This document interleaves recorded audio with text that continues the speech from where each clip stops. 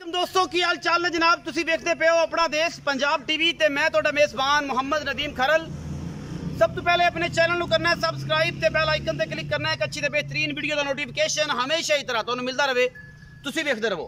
अज लैके हाजिर हैं तुहाडे वास्ते नीली दी खास झोटी पैलेंट झोटी है। वीडियो नू लास्ट तक देखना है बगैर स्किप कीते हैं और इंशाल्लाह शौकीन हज़रात वास्ते ऐसा तोहफा अल्लाह के फजल नाल खास नीली विचों कढ़ के लैके हाजिर होए हैं। लेने देने हमेशा ही तरह मुकद्दर ने और अपना देश पंजाब टीवी हमेशा तुहाडे वास्ते अनमोल खूबसूरत और दुनिया के आला तरीन जानवर लैके हाजिर होंदा रहिंदा है। ए जनाब मेरी कैमरे की निगाह दे विच पैलेंट कट्टी है, मूँह चौगी है, माशाअल्लाह अल्लाह के फजल नाल पिछे भी कट्टी है। ये जनाब मूँह चार दंद झोटी अल्लाह के फजल नाल माशाअल्लाह मेले लाई फिरदी है, मूँह चौगी है। मैं इहनूं नस्लां जातां तुसीं आप चैक कर लैणियां ने गल्लां नाल नहीं।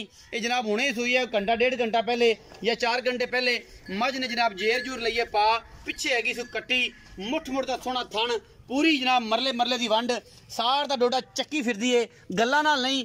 अगर सज्जन वेखण कोई पल नहीं कोई कुछ नहीं कोई गल नहीं कोई बात नहीं माशाअल्लाह सार तो लैके धुन्नी तक मशकां वर्गा सोहना सुथरा वाना मुठ मुठ दा सोहना थण आला क्वालिटी का पीस अपना देश पंजाब टीवी की जीनत बने और इंशाल्लाह तुहाडे वास्ते नीली दे ब्रांड खासुल खास तुहाडा वीर कढ़ के लैके हाजिर होंदा है। आखे जवाब है एक अख काली है गिठ गिठ कन्ना च पशम कतरी कतरी मैनू सिर मूँह चार दंद मत्थे ते फुल्ली बड़ी लाडा प्यारा वाली और घर दी झोटी माशाअल्लाह अल्लाह के फजल नाल जिहदा कोई सानी नहीं माशाअल्लाह। और जनाब कद काठ पूरी पुठियां वालों पूरी हड्डियां वालों पूरी हवाने वालों पूरी माशाअल्लाह मेले लाई फिरदी है। ये गल्लां नाल मेले नहीं है ये जनाब ये कोई शै है ये नस्ल जात में कोई चीज़ है ते मेले लाई फिरदी है। पिछे ते कट्टी है सजरी सूई है जेर पाई सूत असीं पहुँच गए अजे चुआई नहीं हुई। बाकी जनाब थना की हर चीज़ की गारंटी देंगे और जनाब कोई पालिश वाल किसी पासों कोई धुन्नी कौली का निशान नहीं बखी सिर्फ 4 उंगल की इस झोटी नूं। और जनाब थब्बियां दे हवाने कैमरामैन साहब विखाओ धुन्नी तो लैके सार तक हवाना मझ दे कोल और जनाब कच्छ दी हड्डियां दी बनी हुई ये नीली दी शहजादी अल्लाह के फजल नाल गल्लां नाल नहीं काम करके विखाईदे ने। और सज्जन कहंदे ने कि नीली दी अगर मझां लैणियां ने ते अपना देश पंजाब टीवी तो लैणियां ने किते नहीं मिलदियां। ये झोटी लाजवाब है और जनाब गल्लां नाल नहीं है काम करके दिखाई देने।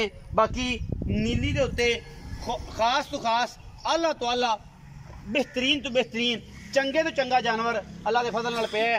असीं रिक्वेस्ट करांगे चाचे नूं कि शिफे आ बई इस मैं लम्मा टोर के विखा और जनाब ये सारियां तसलियां करा क्योंकि बच्चा नूं अगे लवेगा तो मैं फिर तुरी फिरेगी आप फिजिकली सारी रिपोर्ट देनी है। मैं दी कतरी कतरी मैं सिर ने और सारी उम्र मैं सिर इत्थे रखना है पिछे कट्टी सूँ और माशाअल्लाह मां तरह पिछले पैर ये भी चिट्टे ने। ये 2 मज्जां ने गल्लां नाल नहीं माशाअल्लाह पूरी वंड मरले मरले दी अल्लाह के फजल नाल अगाड़ी वाला जिहड़ा थान है वो परले पासों बंदा बह के अल्लाह के फजल नाल चोवेगा इंशाअल्लाह। इस पासों हत्थ फड़दा ही नहीं खैर नाल लेकिन पिछले थान भी एडा माशाअल्लाह गुल कढ़िया सूँ रह रब दा ना अल्लाह पाक नजरे बद तो बचाए और उन्होंने लोगों तो बचाए जिन्हों दी पत्थर पाड़ जिन्हें नजर आउंदियां ने। ये जनाब झोटी खास नीली बार दी माशाअल्लाह सार दा डोडा चक्की फिरदी और बड़ा खूबसूरत अडर बड़ा खूबसूरत हवाना माशाअल्लाह। बाकी लेने देने हमेशा इस तरह मुकद्दर ने और एक गल्लां नाल नहीं ने ये जनाब जेनवन ने रब ने इनू इन्ना खूबसूरत और इन्ना हुसन दिता है कि जनाब बंदे वेख के गल करते हैं कि यार वाकई कोई पैलन अज आई है और खास नीली बार दी आई है। बाकी गल्लां तो जिन्नियां मर्जी करी जाइए मुकदियां ही नहीं सारी दिहाड़ी भी लगे रहांगे तो इंशाअल्लाह इन्होंने मुकना नहीं। बाकी झोटी नस्ल जात वालों बड़ी आउट क्लास है खानदान दी है खास हवेली लखा दी और नीली बार दी है।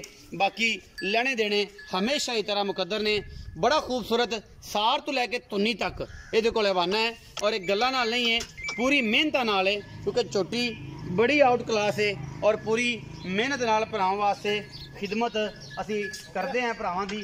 बच्चे ने देखिया जी किते मारे ना सली कराओ जी कैमरा मैन माशाअल्लाह माशाअल्लाह तुरनो फिरनो झोटी आदत है माशाअल्लाह एडा खूबसूरत अडर है और एडा खूबसूरत मैं दे कोल हवाना है।